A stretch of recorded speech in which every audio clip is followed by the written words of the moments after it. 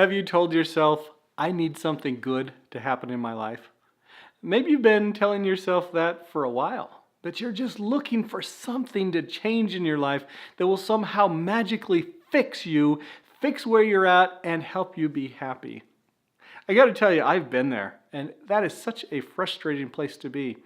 But I also got to tell you that there is a way out, that there's a way that you can change some things and you can just enjoy wonderful abundance in your life. And it's actually a pretty simple change.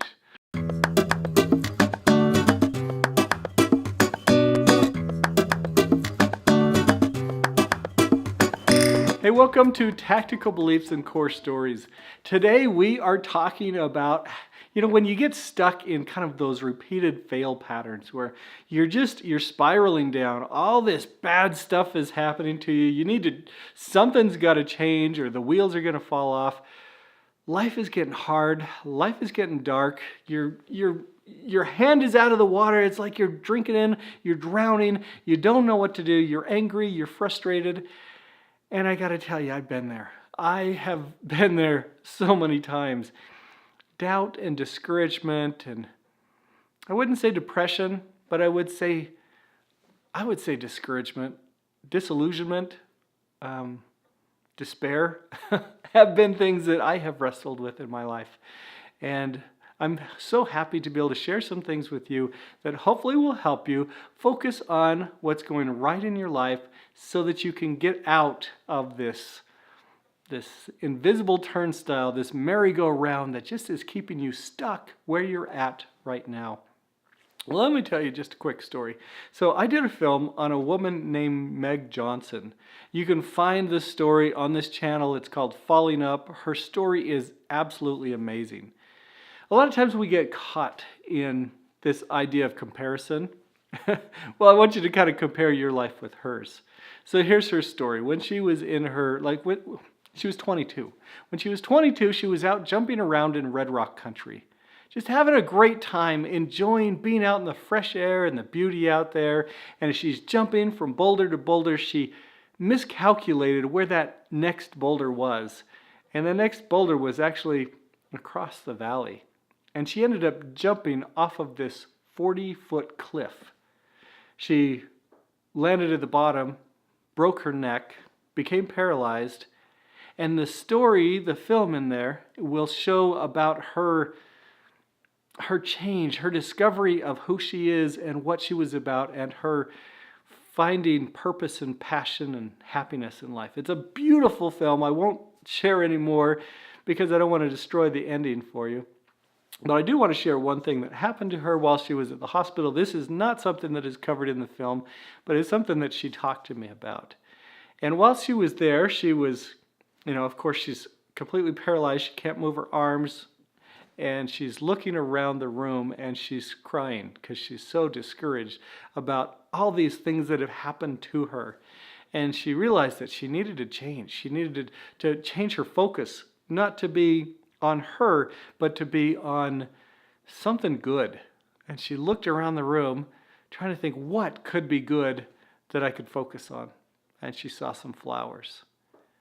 And she saw these flowers and she thought, oh yeah, these people in my neighborhood dropped that off for me. She started to think about those and she said, I'm so grateful for those flowers. And she looked around and she saw where the nurse had left some notes. She remembered how kind the nurse was to her. Oh yeah, I'm so glad I was given that nurse to take care of me. And she just went through, just all over the room. She was thankful for the ceiling. She was thankful for the window and the view of the mountains that she had. But she spent her time focusing on things she was grateful for.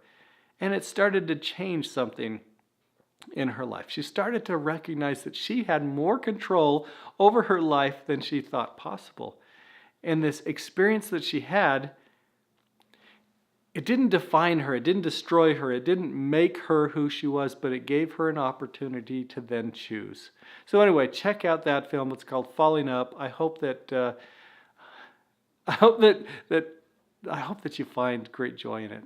So what happens with us when we get in these repeated fail patterns is it's like we're looking at the donut, but we're staring at the hole, seeing the stuff that is missing from our lives, the things that we can't get, and it frustrates us because we just kind of get stuck there. And we need this good thing to happen in our lives, and somehow it's outside of our reach and we have no control over it. And so since we're so focused on these things that are outside of us, it just eats away at us, and we feel victim. We feel like the victim in our lives, and we are stuck, and does that sound familiar? I mean, I'm not the only one, right? Okay, well, I've been there, and I understand how frustrating that is. But I got to tell you that it is not so much what is going on in your life as what is going on in your head. It's the story you tell yourself about who you are and what is going on. And if you can change that story, if you can change from being the victim in your story, the victim in your life, the victim in your circumstances, you can change everything else. So do you know much about the movie Rocky? Do you know much about the making of Rocky? I love this story. Well, Sylvester Stallone was an actor, and he wasn't doing really well. He was doing, he'd gotten a couple roles, but he really wasn't doing great, and he just was struggling to find new work.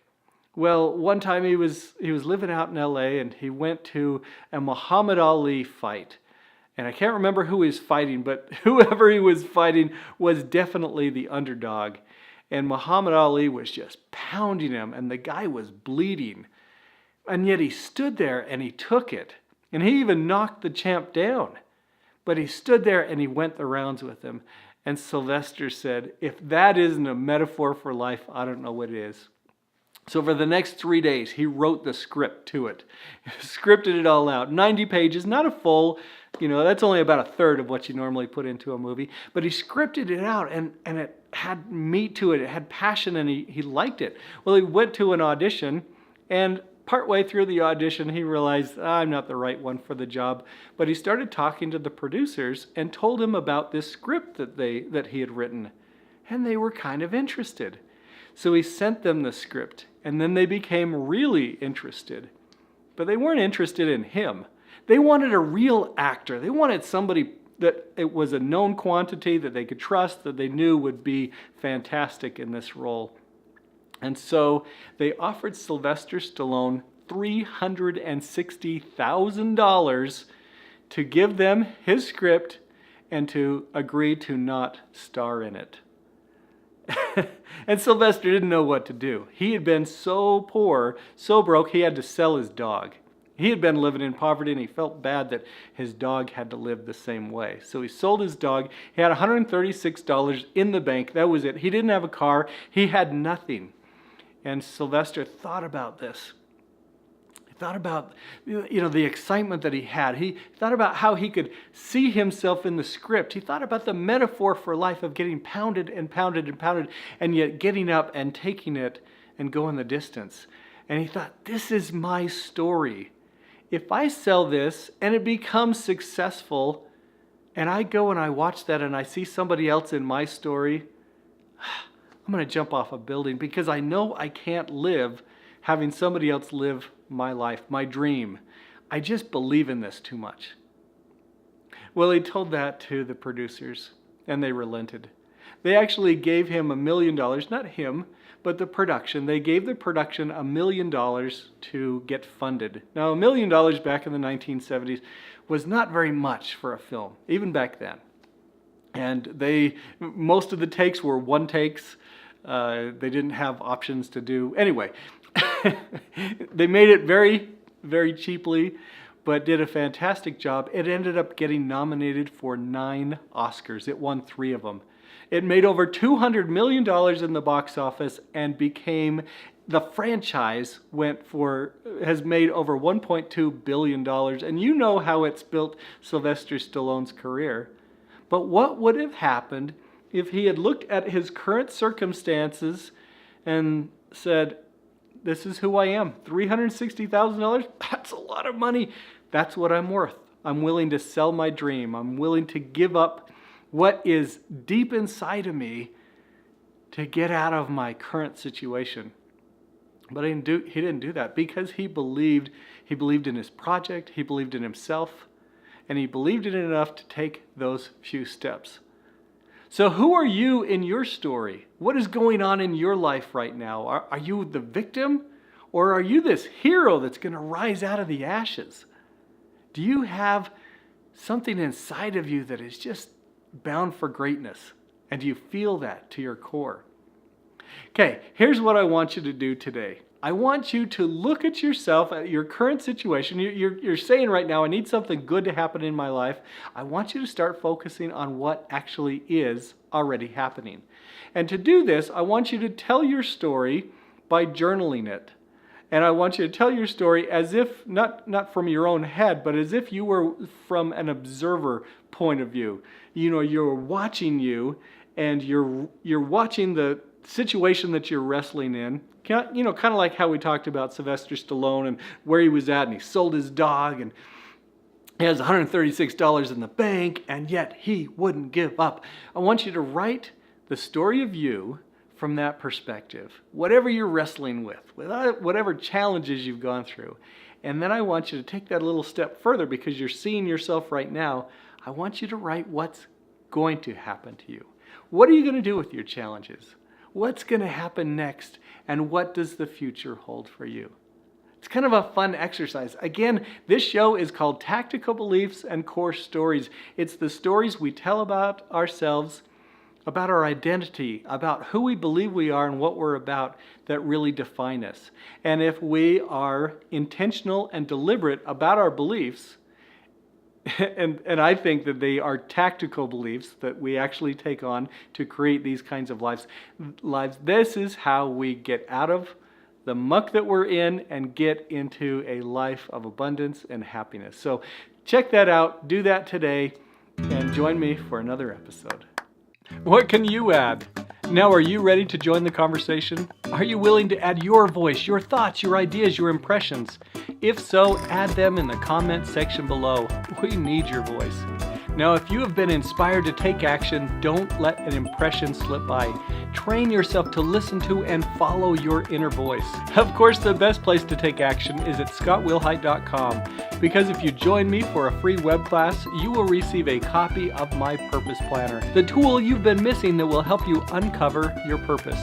You can totally do this. Your roots produce your fruits. Choose your beliefs and pick your identity. It is choice, not chance, that determines your reality. See you next time.